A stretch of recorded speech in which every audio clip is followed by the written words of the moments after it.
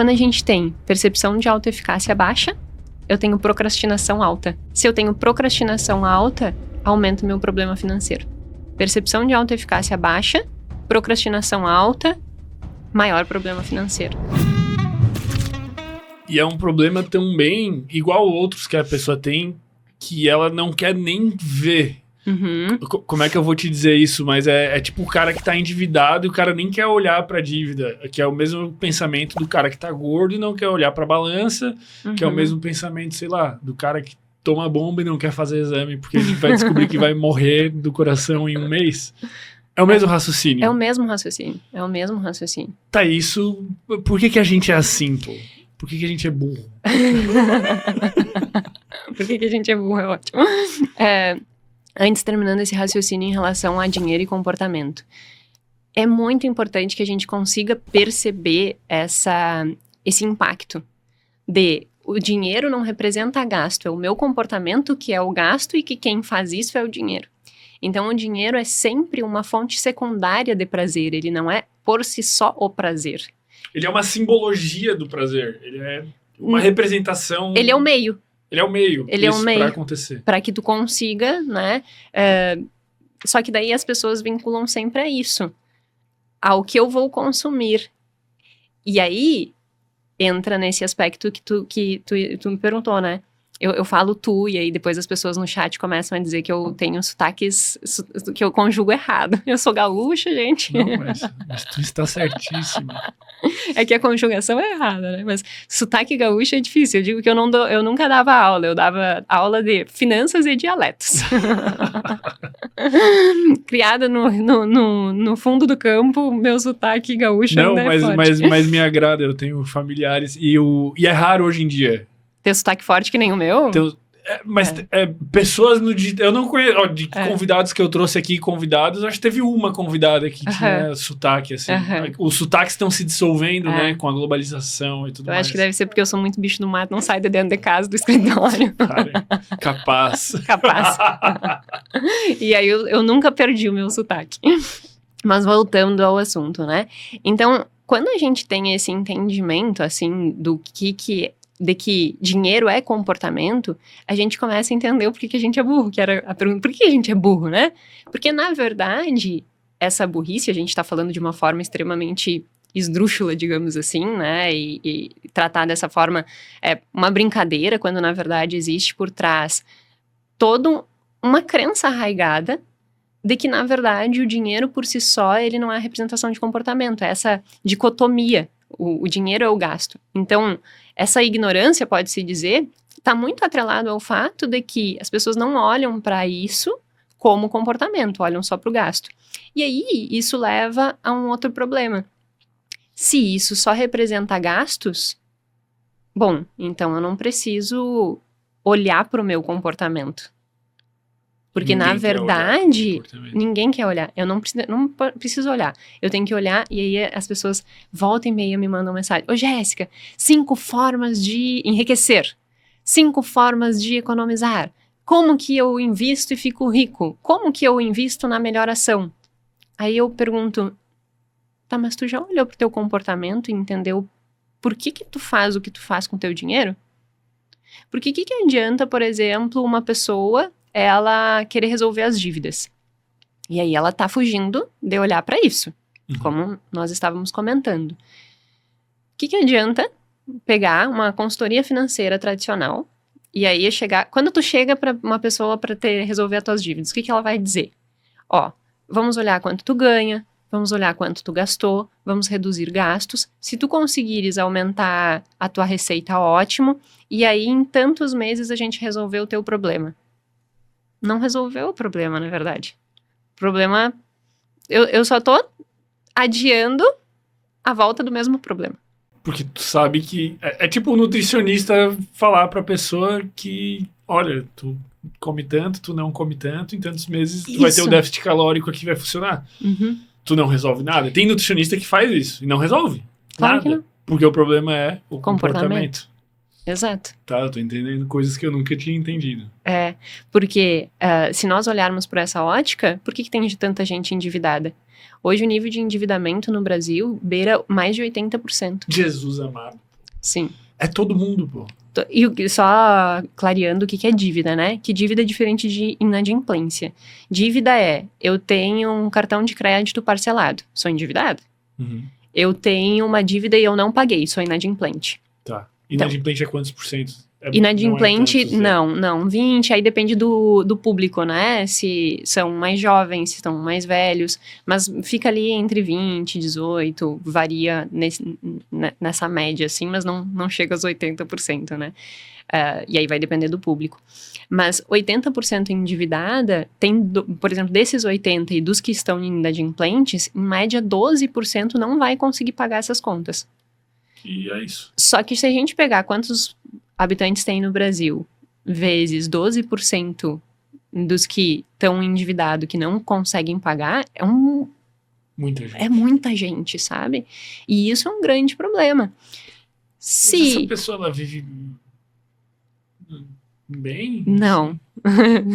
Vamos chegar lá. Disso, da saúde, né? Mas olha só, se temos tantos endividados e seria tão fácil com uma regra de bolo resolver, por que não se resolve? Por que o problema financeiro existe e existe para tantas pessoas, se na prática, assim como fazer dieta e diminuir déficit calórico, no dinheiro tu diminui teu gasto e aumentar tua receita? Se é tão fácil assim, por que existem tantas pessoas endividadas? Você que me responda. Eu não sei por quê. Por causa de tudo que a gente tá falando até aqui, porque é comportamento. Se resume nisso. E como que muda isso? Como que começa... Sei lá, em primeiro lugar, essa pessoa, o que leva ela a chegar nisso, né? Quais são os estágios do nível de dívida ali, daí tem o cara que deve tanto. E eu queria saber um dado que eu também não sei se tu tem. Uhum. Como é que é num outro país isso, pô? Tipo, sei lá, Estados Unidos, a galera é mais ligada e tem menos dívida. Nos Estados Unidos a cultura é diferente, né? Eles não têm tantos parcelamentos, assim, como a gente tem. E o tipo de cultura é diferente do que a gente tem aqui, embora a maior parte das pesquisas acabem acontecendo lá. E lá existe um nível de consumismo muito grande, existe também muita dívida. No final das contas, independente do país que nós olharmos, sempre vai existir o problema financeiro atrelado ao comportamento. Porque se não houvesse o erro comportamental, não haveria o problema financeiro. Uhum. Então, isso é universal. Uhum. Comportamento é universal, né? Todo forma mundo se comporta. Todo mundo independente. Óbvio que a cultura influencia, mas no final das contas todo mundo se comporta e todo mundo vai ter um risco de apresentar isso. Então é meio que geral termos esses inúmeros problemas financeiros. Mas dito isso, tu me perguntou onde que a pessoa começa a se embolar? Assim, onde que a pessoa começa a embolar? Eu vou primeiro dar um exemplo prático de dívida e depois a gente volta para a raiz disso. Quando uma pessoa começa a se endividar, ela vai começou a ganhar R$2.000 por mês. Então, R$2.000 por mês, eu não vou ter uma liberdade tão grande de fazer uma grande investimentos ou fazer alguma coisa. Ela vai começar a viver ali melhor, ela vai comer, dependendo do lugar que ela mora, dependendo do custo de vida. Tá, mas ela vai viver ok, e se ela apertar bem ali, dependendo do lugar que ela mora, ela ainda consegue investir uns 100, R$150. Tá, aí as pessoas começam a ganhar 3, 4, 5 mil. Nossa, agora eu tô muito bem. Agora eu vou comprar um carro. Porque não posso seguir sem carro, né? Mas eu tenho dinheiro guardado pra comprar carro? Eu não tenho dinheiro guardado pra comprar carro, mas então eu vou financiar um carro. Porque cabe no meu orçamento, eu já ganho melhor do que eu ganhava antes, eu consigo fazer esse parcelamento, então eu vou comprar um carro. Ah, legal, comprei um carro. Agora eu tenho um carro. Ok, maravilha, ficou muito feliz. Aí, saiu dos 5, foi pros 8. Tá na hora de comprar uma casa, né? Um apartamento, vou financiar um apartamento. Nossa, tá, eu vou financiar um apartamento, cabe no meu orçamento, vou lá, vou financiar o apartamento. Somou a parcela do carro com a parcela do apartamento. Nesse primeiro momento, a pessoa olha para a dívida como a solução da vida dela. É a dívida que permite, entre aspas, que ela esteja conquistando aquilo. Aí ela chega no apartamento, o apartamento não tem mobília, o apartamento não tem nada. Aí a pessoa olha e diz assim... mas eu acho que eu vou lá no banco ver se eu consigo tirar um empréstimo. Porque para colocar alguns móveis, afinal de contas, é onde eu moro. Eu preciso me sentir bem aqui dentro. Então eu vou pegar um empréstimo, uns 30, 40, 50 mil, dependendo, já consigo pelo menos deixar mais ou menos aqui e ficar legal. Tá, foi lá no banco, pegou o empréstimo. Então agora ela tem financiamento do carro, financiamento do apartamento, e agora ela tem um empréstimo, que vai ter uma taxa de juros aí de uns 3 a 4% no mês, para que ela consiga mobiliar o apartamento dela. Até aí, ela ainda achou que dívida era a resolução da vida dela. Quando chega nesse ponto, ela começa a olhar e dizer assim, tá começando a ficar apertado. Ganho 8 mil, que é muito mais do que eu ganhava quando eu ganhava 2, e não é que... 6 de boa. E não é que tá apertado. Agora eu não tô mais conseguindo ter a liberdade que eu tinha antes e tal. Tá apertado. Não, mas vai dar certo. No final das contas, eu tô conquistando as coisas, né? Aí começa a passar o cartão de crédito. Porque agora... Subiu o padrão de vida. Preciso me vestir, quero comer um sushizinho e tal. Aí começa a se embolar no cartão de crédito. Aí ela começa a se perceber que aquelas parcelas já não cabem mais no bolso dela. E aí ela já entra no segundo nível. O primeiro nível é, estou fazendo dívida, e as dívidas que eu estou fazendo, elas são as soluções para que eu consiga alcançar as minhas coisas. Segundo nível, eu falei segundo? Esse é o primeiro, né? Segundo nível, a pessoa, ela começa a perceber que aquilo ali, na verdade, está apertado. E que ela já não tem mais a liberdade que ela tinha antes. Qual é o terceiro nível? Essa pessoa já não sabe mais como sair dali. Ela se atou naquele lugar. Maré movediça. Ela já não tem... Ela já olha para os lados e pensa assim, eu não tenho mais como que eu saio disso? Eu tenho uma dívida de carro, eu tenho uma dívida de apartamento, eu tenho uma dívida no banco, e aí agora eu tenho mais todas as parcelas do cartão de crédito. Não tem jeito. A minha vida tá acabada. Eu não tenho como sair daqui. E aí ela começa a entrar nesse poço. Em que ela começa a ter mais ansiedade. Ela começa a dormir mal. Ela começa a ter mais dificuldade de relacionamento social. Ela começa a ter problema conjugal. Ela começa a ter menor capacidade cognitiva por causa disso, inclusive por dormir menos. E ela começa a ter menor desempenho no trabalho. E ao ter menor desempenho no trabalho, ela não vai conseguir ascender na vida.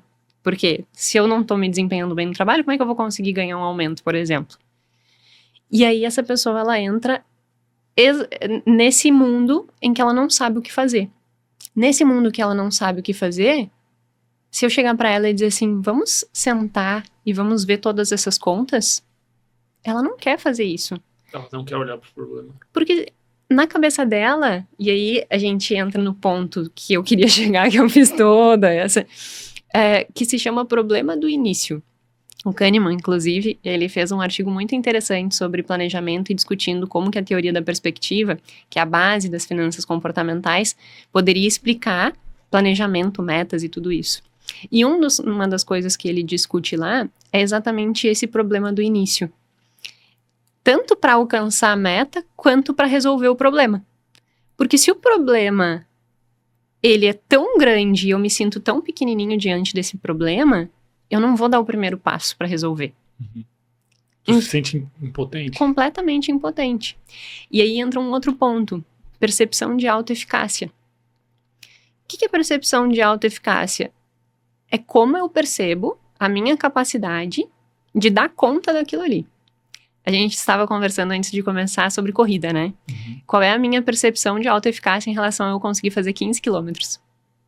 Nenhuma, zero. Eu nunca corri nem 5, quem dirá 15. Hoje tu fez 16. Qual é a tua percepção para correr 20? Né? Melhor que a tua. Com certeza. Mas se fosse comparado a um maratonista, por exemplo, o cara fala, 20 de boas, faço agora, no café da manhã. Então, essa percepção de autoeficácia, que é a nossa percepção sobre a nossa própria capacidade de fazer algo, inibe um pouco a nossa motivação para fazer aquilo. Porque se eu acho que eu não vou dar conta, eu não vou começar. Então, no ponto de vista da corrida, o que a gente tem que entender? Por que eu falei tanto de treinamento no início, né? Para que eu consiga correr 5, 10, 15, 20, eu preciso treinar. E para aumentar minha percepção de autoeficácia. Só que a pessoa que tá com esse problema financeiro, ela não quer ter, não é que nem na corrida que ela vai, não, hoje eu vou correr 1, hoje eu vou correr 2, até que eu chegue nos 5, até que eu chegue nos 10, até que eu chegue nos 16, até que eu chegue nos 20. A pessoa que tá com esse problema financeiro, a percepção de autoeficácia dela é tão baixa que ela não sabe por onde começar e ela não quer começar. Aí, quando a gente tem percepção de autoeficácia baixa, eu tenho procrastinação alta. Se eu tenho procrastinação alta, aumenta o meu problema financeiro. E isso é um estudo bem interessante que mostra exatamente esse processo. Percepção de autoeficácia baixa, procrastinação alta, maior problema financeiro. Muito bom esse corte, né? Pô, dá uma moral, velho. Deixa o like, se inscreve.